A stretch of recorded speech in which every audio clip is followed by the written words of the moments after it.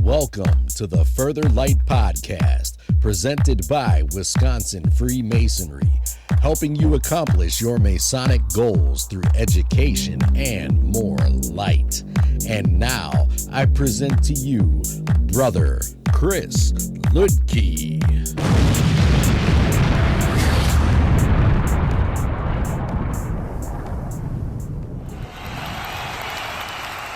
Listeners, scholars, brothers, this is Brother Chris Ludke, and today I want to look at something a little different.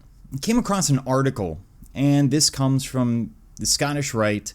I believe it was in the Square magazine at some point, and the article is titled Buddhism, Freemasonry, and Enlightenment by Edward A. Berry and George R. Adams. And what I want to do is use it as a jumping off point to kind of play with some of these ideas, because if you've ever looked into Buddhism and studied it at any point, maybe you took a course in college, maybe you were interested at some point, maybe you came across it somewhere else, and you may have noticed that, wow, there are a lot of similarities here. Now, this is not to say that there is anything specifically Buddhist in Freemasonry, although some of those influences make sense, given that Freemasonry develops primarily in England in the 17th, 18th century, when England has contact with India. So some of those ideas could have come across. It is also possible that this is simply a matter of universal virtue. These are all ideas that appear in any society, and I could do this with anything. But it seems like when you look at two ideas, Freemasonry and Buddhism, they're very, very different. And so I'm kind of intrigued by this parallel. So I'm going to use it as a jumping off point, as I said, to kind of play with some of these ideas. Getting into the article. Freemasonry and Buddhism are both concerned with achieving personal enlightenment and with helping others achieve this state as well. While it first appears that Freemasons and Buddhists understand the concept of enlightenment in very different ways, this article will demonstrate that it is not necessarily the case. Masons are taught to look beyond the superficial and instead search for underlying truth. Indeed, this was the core goal of the Buddha himself. Born as Prince Siddhartha Gautama, legend informs us that he was raised by his father, a king, sheltered from all the hardships of the world. Siddhartha, however, left his secluded palace. Once out in the world, the young prince witnessed persons suffering from disease, old age, and death, causing him to realize his profound lack of understanding. He then encountered an itinerant monk who had renounced the cares of the world, inspiring Siddhartha to leave the palace permanently and begin his search for truth. And this search for truth, whether it's the Buddha or whether it's ourselves, is really the goal of so many organizations, religions, philosophies. This idea that there is some sacred truth, some great truth of the universe that we need to search for. After many years of seeking and extreme self-denial, Siddhartha took his seat beneath the sacred banyan or Bodhi tree. There he vowed, quote, "I take my seat under this banyan tree. Let the wind dry up my flesh. Let the sun burn my bones to ashes. Yet I will not move from this place until I have attained the realization of the absolute truth." He then began to meditate, culminating with an epiphany of the fundamental nature of existence. He thus became the Buddha, meaning the awakened one. He spent the remaining decades of his life sharing his discovery of the cause and relief of suffering. Now, compare that to Freemasonry. The experience of the Masonic initiate is, in a sense, very similar. The Freemason awakens to his quest at the symbolic lodge of the Holy Saints John. This lodge is his heart center, and he knocks on the door of his inner lodge. In other words, an internal journey. Masonry being an internal journey, according to this author, more so than an external one. The door of the lodge is opened, and he begins his journey towards the light, or enlightenment. Along the path, he is awakened to his innate spiritual values, which include, among others, fellowship and compassion, two key elements from Buddhism. Now, Buddhism deals with this idea of suffering, and we see the Four Noble Truths in the Eightfold Path. The Four Noble Truths these are the things that you need to accept in life. The Eightfold Path is here's how to fix it.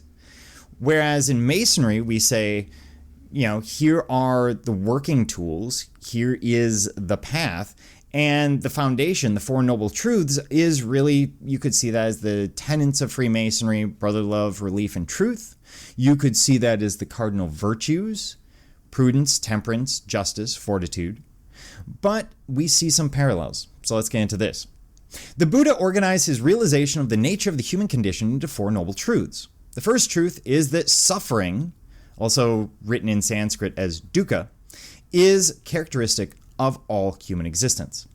The second truth is the origin or cause of suffering. In his first sermon, the Buddha associated suffering with craving and attachment. In other words, allowing himself to lose control over those emotions which would cause craving and attachment. Oftentimes, these things are caused by jealousy, greed, or anger, which are generally seen as emotional states that they're trying to avoid, much like we are constantly trying to subdue our passions. The third truth is the truth of the ending of suffering, now widely known in English by its Sanskrit word nirvana. Nirvana should not be associated with a place, either here or in the hereafter, but rather as a state of consciousness, resulting in equanimity in which there is neither attachment nor aversion. In other words, you do not attach yourself to things in the world. Likewise, you do not despise things in the world. The things exist sort of parallel to you. The fourth and final truth is the method of cessation of suffering, which is described by the Buddha in his first sermon. This is the Eightfold Path. So life is made up of suffering. Suffering is caused by greed, by anger, by jealousy. It's caused by a number of different things in our lives. Buddhism has its own direction with this. And to fix it, we need to follow this Eightfold Path. Now, the Eightfold Path itself is a guide to the end of suffering. The Buddhist Eightfold Path is organized into three categories: wisdom, morality, and tranquility. By the way, that should sound pretty similar to the ideas of wisdom, strength, and beauty. These 8 are held within 3 categories: wisdom, right view or right intention. In other words, having the correct view of the world, recognizing that your view may be flawed by internal filters or social constructs, by ideas that are not necessarily your own and that all of them should be questioned. Right intention. In other words, you're doing things for the right reason. You are being selfless to be selfless, not being selfless so that you can be seen as a hero or given a certificate or whatever else. Second, we have morality. Right speech, right action, right livelihood.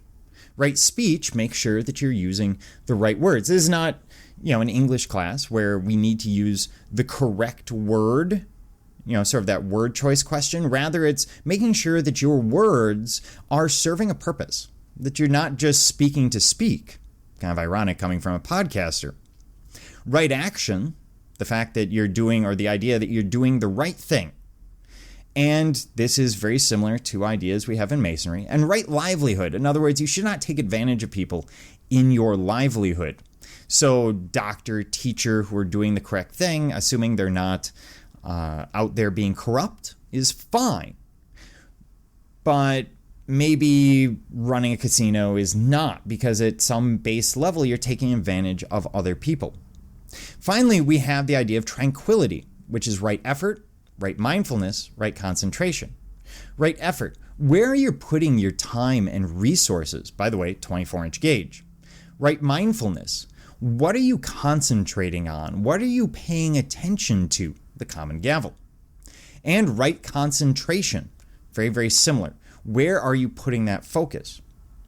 This 3-part arrangement of the path aligns well with Masonic teachings of wisdom, strength, and beauty.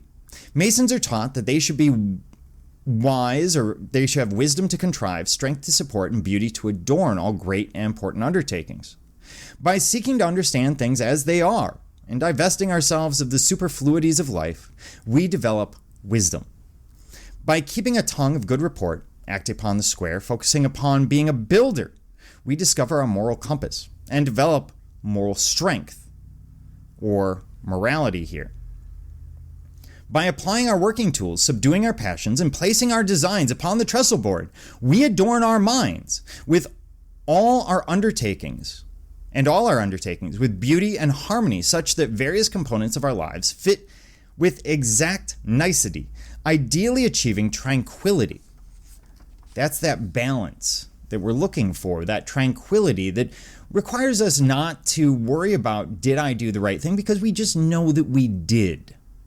Ultimately, obviously, that's sort of Masonic Enlightenment. So let's talk about the middle path. Buddhism is all about this idea of the middle path. The Eightfold Path, or the Noble Path, often is referred to as the middle way. The Buddha taught to tread a path of neither luxury nor deprivation. By the way, that would be the Holy Saints John. That would be the duality of the circumpunct. A lot of ideas there. By balancing these elements, the practitioner develops equanimity, a state of having neither aversion nor craving. The balanced state is quite familiar to the Mason, who understands that maintaining equilibrium in all things is the path to Masonic Enlightenment. Don't get too involved, maintain balance. We've seen these ideas. Upon his first admission into a Masonic lodge, a new Mason stands between the terrestrial and the celestial pillars, symbolizing the equilibrium which explains the great mystery of nature. As Albert Pike phrases it in his 26th degree lecture, as such, he represents the third or middle pillar of the lodge, by which the whole edifice is supported. While on the topic of morals and dogma, we cannot help but note that the author Albert Pike has numerous respectful references to Buddhism in this seminal work, going so far as to describe the Buddha as, quote, the first Masonic legislator whose memory is preserved to us by history. Here Pike uses legislator in a very broad sense to refer to Buddha's ignoring the distinction of caste and opening the wider path to all men. Features Masonry itself promotes in bringing together men of diverse creeds and walks of life who share a belief in a benevolent deity. So let's take this one step further. Let's look at the working tools. The Freemason employs his working tools to seek equilibrium, to improve himself in Masonry. As an entered apprentice, he receives the common gavel and the 24-inch gauge to break off the corners of the rough ashlar of his character. In the fellowcraft, he is presented with the square, level, and plumb to calibrate his stone. Finally, in the Master Mason, he receives the trowel that he will use to spread the cement of brotherly love. Now, I should point out that when we look at those tools, they are very similar to what we would see in Buddhist teaching. The idea of right thought being the gavel, balance being the 24-inch gauge, the square, in other words, making sure that we are squaring ourselves, our ideas, in a way that is consistent, usually through a moral framework. The level that we should see everyone as inherently equal in their ideas and their thoughts. It doesn't mean that they always are equal. It doesn't mean everyone does things the right way, but we dealt with that in the episode with the level. And the plumb, reminding us that we need to always look at ourselves, self-reflect, recognize the necessary morality by which we must live our lives. So continuing on. Oh, and the trowel, which would be what the Buddhists would refer to as loving compassion. The idea that we need to go out, be generous, be loving and compassionate to our fellow man, to all creatures around us, mostly to our fellow man when we're dealing with Masonry. To develop equanimity, the Buddhist might be said to employ the working tools of meditation and what some have called mindfulness, the right remembrance of his true self. As comparative religion scholar and Freemason Swami Premananda, terms it in the way of wisdom and self-liberation. Such paths, when taken with concern for others, are indeed paths to enlightenment. And let's talk about the idea of enlightenment. I would argue, not just based on this, but based on some study of Buddhism that comes with my vocation, because I teach art history and oftentimes we need to teach context and religious history. And knowing what I know about Masonry, I would argue that there is such a thing as Masonic Enlightenment. And I would argue that we have enlightened Masons. I would argue that I've met some. These are Masons who truly embody all of those teachings and ideas of Masonry, all of those universal ideas that we see in so many cultures. And we teach them in a specific way, just like other cultures, other groups teach their idea of morals, etc., in very specific ways. What does the enlightened Mason look like? I believe it is someone who is constantly using the working tools, not to perfection. After all, perfection is not a human trait, but rather someone who is constantly self-improving, someone who is constantly willing to question their own ideas, their own dogmas, in a search for some kind of truth. And when you're in search of the truth, as we never talk about finding the truth, we search for the truth, you will necessarily do things like recognize that there are constantly biases and filters in life. We look at things through various perspectives, and we have to ask ourselves on a regular basis why we look at things through those perspectives, and is it even necessary to have those perspectives? It would also indicate that we need to look at life as something that we need to accept.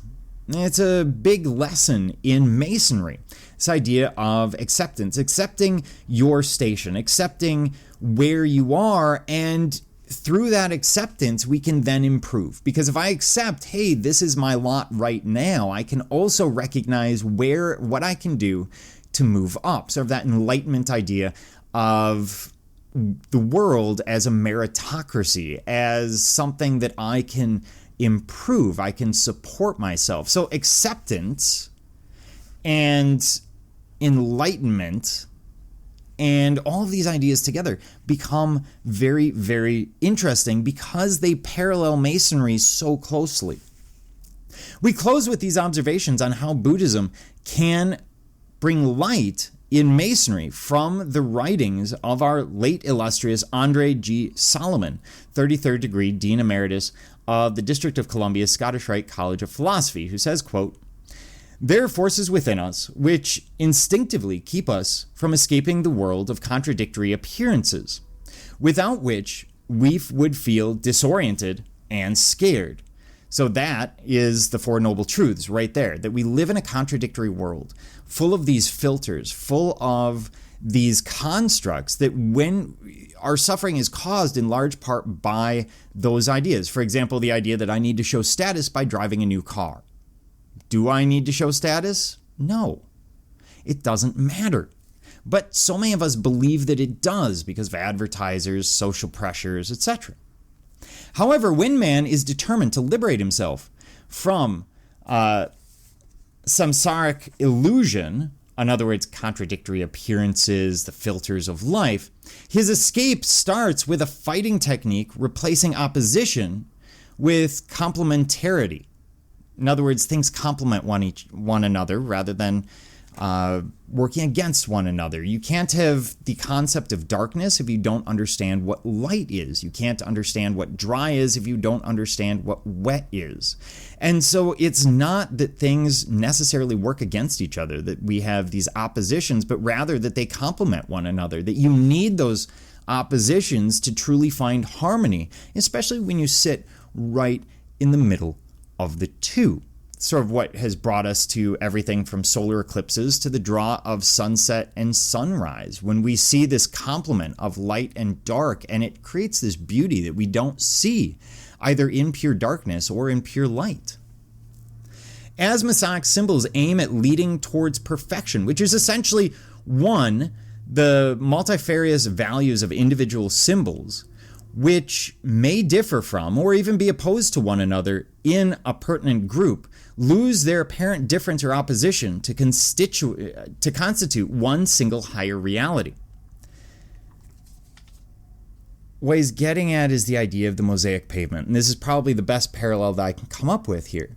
The idea at the surface of the mosaic pavement is that life is checkered with good and evil. That's the black and white. But if you look at it a little bit differently, you recognize that without evil, we wouldn't understand what good is. And from a slightly larger level, if we move further out in our interpretation, it also teaches us that the line between good and evil really runs through the hearts of all men. Evil is relative. Evil isn't universal.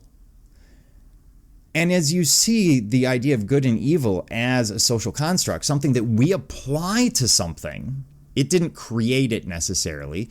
Almost no one works, leaving out psycho serial killers, almost no one works purely out of evil. That would be extreme chaos. That would be absolute anarchy. And we don't typically see that in human society. Rather, what we see is this idea of I am good. After all, everyone thinks that they're good, and the other guy's evil. And they're evil not because they are evil. I mean, how many times have you talked to someone who is very opposed to your view and you see their point, but you still don't agree with it? And you recognize that this idea of good and evil is completely a social construct. It's something that we create. It's a shortcut in our minds that helps us understand the world around us at a very simple level. And as we become more knowledgeable in Masonry, we begin to learn that these ideas of, for example, good and evil don't truly exist. Everything is far more nuanced. Most people who are performing evil acts, or what we would see as evil acts, are in fact working out of their own ideology, which informs them that they're in fact doing a good thing. Thus, evil becomes a matter of perspective. Star Wars comes to mind. The Revenge of the Sith, or whatever, the third movie, the very end of the third movie in the prequels, where Anakin says, from my perspective, the Jedi are evil.